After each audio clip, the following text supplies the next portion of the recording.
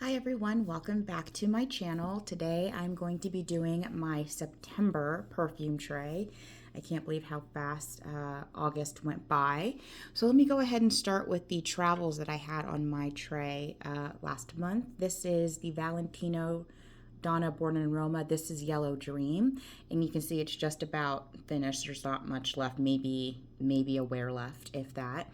I will say I actually ended up liking this more than I originally did when I first tried it. It's nice, it's soft, it's powdery, it has a nice citrus note without being too sharp.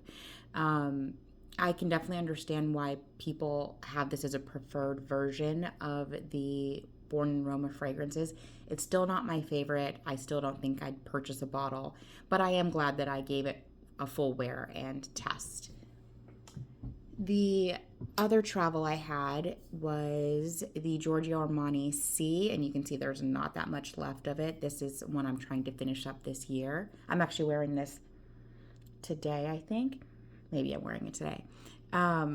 And this is good. I've always liked it. I have the C Intense, and I've been trying to decide whether or not I want to add this into my collection. I really like it. It's a lighter, fluffier, almost airier version of the C Intense, which has been actually really good in the summertime. It hasn't been too cloying if I'm not going to be out, in triple-digit heat. So I really enjoyed this.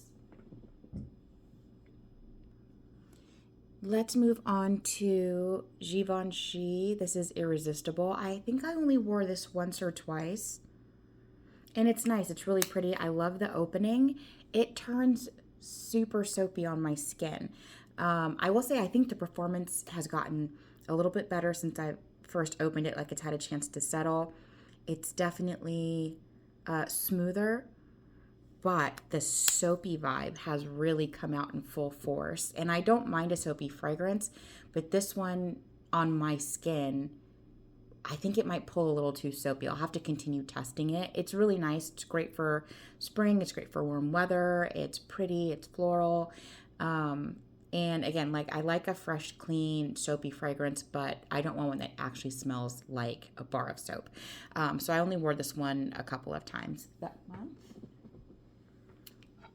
Then I also had Balenciaga. This is Flora Botanica. I did wear this. And when I first sprayed it, I was like, oh, why did I like this fragrance so much? It's just very herbally and maybe too fresh. But once it settles on the skin after a couple of minutes and all the notes blend together, it is herbally, it is fresh, but the floral notes are also very beautiful. This is a very nice fragrance, and it is unfortunate it's been discontinued. But if you watch, I believe her name is Maria Colette's channel, she talks about this fragrance and a really good dupe that she found. So you can check that out. And if you're looking for this fragrance, you really love it and you need to get another bottle or you just want to try it out. Once I go through this, if I'm still wanting the scent, I'll probably go back, find what she was talking about and see how it smells. But I am glad I gave this another chance. I'll probably continue to wear it. I still got a lot of heat left over here. And this was a really nice, fresh, herbally fragrance. The next one I had on my tray was Love Fest Burning Cherry from Kayali. And I was just curious how this would wear in the summertime. And I don't like it in the summertime. It doesn't smell bad. It still smells exactly the same as when I wear it in the spring, in the fall, and the winter. The performance didn't change. It didn't choke me out. I didn't find it heavy or cloying. It's just not what I was looking for in the heat. It doesn't have that nice kind of fresh, light, airy vibe that I'm going for when it's really, really hot out. So I wore it a couple of times, smelled great, but I just wasn't in the mood for it. So now I know for me and my tastes, not a summer fragrance. So this will make it come back in a couple of months once it starts to cool down. It smells so good. I really, really, really love this fragrance. And finally, I think it's had its time in the sun. It's been on my tray since June, I believe. This is Valentino Born in Roma Coral Fantasy. This is one of my favorite fragrances in my collection. And you can see I wore it quite a bit this summer. This is fruity, really juicy fruity opening with the kiwi and the mandarin, I believe. It's musky. It's just a really great, delicious scent. And I got a compliment on it. I wore it, I want to say a couple of weeks ago. We were going out to a movie and I went down, got into the car. My boyfriend's like, wow, you smell great. And I don't think he had smelled this on me before. And he really, really enjoyed it. And I know I'll still reach for it, right? It's still hot out, but I'm ready to move it off the tray. It's been, a few months and I've worn it so many times. I love that fragrance. And another one that has had its time in the sun and is ready to be moved off the tray. This is Parfum de Marly, Delina La Rosée. This is another one that I keep on my tray all summer long. And it's so good. It's like the aquatic version of Delina. It's fresh. It's fruity. It's not as deep. It has a woody, musky notes in the dry down, but it's just not as like forceful in your face as the original one or even exclusive. So it's great for the summertime. I always get compliments when I wear it. It smells so good, and the bottle is so pretty. And I made a pretty good dent in it. I can't remember where it was when I started. I think maybe up here or so. So it got a lot of wears this summer. And I know it's, again, still hot. I'll still reach for it, but it's time to move it off the tray and give something else a chance. This is the Brazilian Crust Cheirosa 40. I really love this for layering. I wore this quite a few times. It smells so good. I love layering it with the Coral Fantasy as well as the Delina La Rosée sometimes, especially at home. I'll put on the body lotion, then this body spray, and then I'll top it off with either Coral Fantasy or La Rosée, sometimes with Parfums de Marly Cassili. That also layers really well with it. It smells so good. I love the kind of dark, woody notes in here mixed with the plum. It's fantastic. And vanilla. Really, really good fragrance. And the last fragrance on my tray for August was Royal Princess Oud from Creed. I wore this a couple of times. And this is another one that I think, even though it looks summery and it feels summery, and you can wear it in the summertime because it does have a very fresh vibe to it. It's not cloying. I prefer it when it's a little bit cooler and there's a breeze in the air, I think. So for me, I think I prefer this in the spring and the fall months. I haven't worn it in the winter, I don't think. But I'm going to reach for this again this fall and definitely in the spring, because when the weather is nice but breezy, not cold, but not warm or hot either, that's when I really enjoy how this wafts through the air. So I wore this a couple times. It was great. It's good for the heat if this is what you're looking for. But I think I just need a different atmosphere for this fragrance. So now let's talk about the fragrances I'm going to be wearing in the month of September. This was hard because I haven't really been in the mood the past few days to wear a lot of different types of fragrances. I've been kind of just having one on my mind. So it was really hard coming up with fragrances for this tray. But let me start with this commodity gold sample that I received. I'm trying to think. I think I just recently placed a Sephora order, and this was one of the beauty offers that they had, and I've been curious about this one in particular. So I went ahead and got it. I've worn it once, really liked it. I want to finish testing it out and see if I actually want a bottle of this. But this is, I feel like I smell vanilla. It's soft, it's powdery. There's a little bit, not a green note as in like a green herbaceous note, but like maybe a juniper berry. I think there's juniper berry in here. Something slightly fresh and green and maybe a little bit fruity. It almost reminds me of Gypsy Water from Byredo, but way better because the scent profile is consistent. The one or two times I wore that Byredo fragrance and had a great day of wear with it kind of reminded me of this. So I want to test this out more and see if that's what it's giving me, because I might want to get that fragrance. Another little one I have here from Scentbox. This is Chloe Nomad. So this, I've only tried it out a couple of times. I keep forgetting I have it. That's the problem with these travels. So I want to give it more of a test, see how I like it. I don't remember the notes in here. I know like maybe plum, Mirabelle plum is something I've heard talked about, but that could be for the absolute version. I'm not sure, but I want to test this out this month, see how I like it. The fragrance that I have been in the mood for the past week is Amouage Guidance. I don't know what it is. I thought this would be too heavy for this heat, but I wore this yesterday. Oh my gosh, it smells so good. And it was exactly what I want. And I think this is just what I've been craving. So I'm going to put it on the tray as opposed to putting other fragrances on the tray and I end up ignoring them to wear this anyway. But this has pear, hazelnut, rose, I think labdanum, some other musky notes, woody notes, sandalwood. I love this fragrance because in the dry down, what I'm left with is sandalwood and some pear and some rose.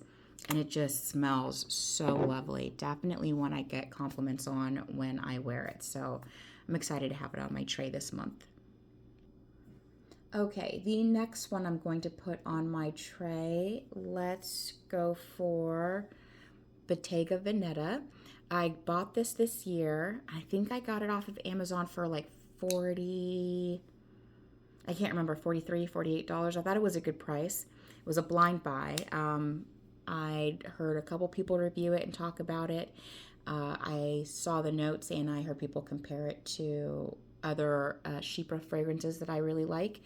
So I bought it, liked it. The performance is abysmal, or at least it was. I don't know if it's gotten any better, so I'm putting it back on the tray because I thought, again, since I'm not really in the mood to wear anything, this will be a good one because it's nice, it's light, it's easy, but it still smells sophisticated and really good, and a good chance to see if the performance has gotten any better on that one. And I love the bottle. It just looks so chic and cute. The next one going on my tray is MFK Baccarat 540. There's not much left here. So you can see I actually had to like turn the nozzle around because I have to tilt it now to get it to spray. If I hold it up straight, I have a hard time getting the juice out of here. This is one that I can wear anytime. This is definitely one of the fragrances that I have in my collection that if I don't know what to wear, but I just want to smell nice, whether I'm staying in, going out for errands, lunch, dinner, whatever it is, this is a safe, good option for me. I love the way it smells. And to me, this is a year-round fragrance because I can wear it through all seasons, no matter how hot it gets. In the heat, it just is a little more sweet. I get a little more of that kind of toasted sponge sugar scent from it. And in the winter time, I get more of the woody notes out of it, and I smell like a really sweet Christmas tree. It's beautiful. So that's going to go on the tray, and again, probably going to be finished up not too long from now. Because I like to try to always have a nice fresh fragrance on my tray, especially because, again, we still have triple digits over here, I'm putting Juliette Has a Gun Pear Inc. This has a pretty good dent in it. I've been wearing it a lot this year. I love this fragrance. It's, pear and musk. That's kind of what this house is. There's that kind of molecular vibe in a lot of their fragrances. I haven't smelled everything, but the ones that I have smelled all have that in common. I love pear. It's one of my favorite notes in fragrances, and luckily on my skin, definitely not a safe blind buy. You have to try this out because this does not work for everyone, and it's fairly polarizing because of I don't know if it's Ambroxan. I think it's Ambroxan that's in here, or ISOE Super or something like that. But I think it's Ambroxan. Doesn't work for everybody's skin. On my skin, for the entire wear, I get that molecular note, and I get the pear, and I get that musk. And I just smell like fresh pear musk all day, and I love it. The performance is good on me, on my skin. I don't have any complaints. I don't usually have to touch up. Every once in a while I do, but most of the time I spritz it once in the morning and it's there when I'm, finishing up with my work day. I really love this fragrance. And while we're still experiencing some heat, but I still but not as much. It's starting to cool down a little bit. But that's another fragrance that I can wear when I don't know what I want to wear and I just want to smell good. Pear Inc is a good one for me. I'm going to go with, oh, well, now that I'm looking at it, do I need another one like that? Yeah, I will. Because again, I don't know what I want to wear, and this is one of the fragrances I reach for. This is Clean Reserve Skin. I've got a little bit of a dent in there. This is, it smells so good.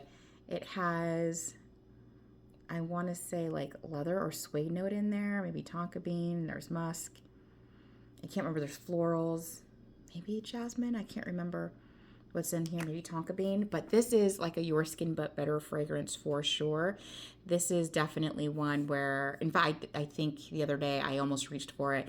I didn't know what I wanted to wear and was like, oh, I can just throw on skin and smell good, right? This is a quick out the door errands, good for all day, good for cozy night in. Really beautiful, easy to wear fragrance that smells good all the time, and it's soft enough to not be offensive, so it's not going to, at least for most people I would assume, it's not going to give you a headache or make your nose itch, make you sneezy or anything like that. And the last fragrance I have for my tray, this is another one that I've been craving recently. This is Gris Dior by Christian Dior. This is the big bottle. This is, I want to say 250 mLs, I think it is. Yeah.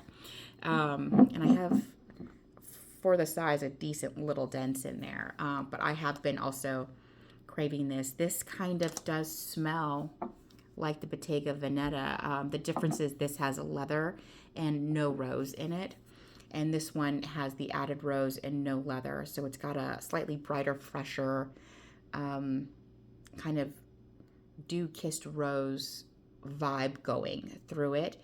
But the dry down on them both is fairly similar, not the same. They are different. And so I was a little hesitant to put them both on the tray, but you know what? I want what I want. And these are the fragrances I wanted. So these are what are going to be on my tray for the month of September. So here is my perfume tray for the month of September. I'm hoping with everything I've picked, I won't struggle like I have in the past week or two to figure out what it is that I want to wear when I'm not in the mood for anything in particular. If you have any recommendations for me, please leave them down below. I've gotten some really great recommendations from you all in the comments, and I'm really appreciative for that. That's all I have for you today. Thank you so much for watching. Please like and subscribe, and I will talk to you in the next one. Bye.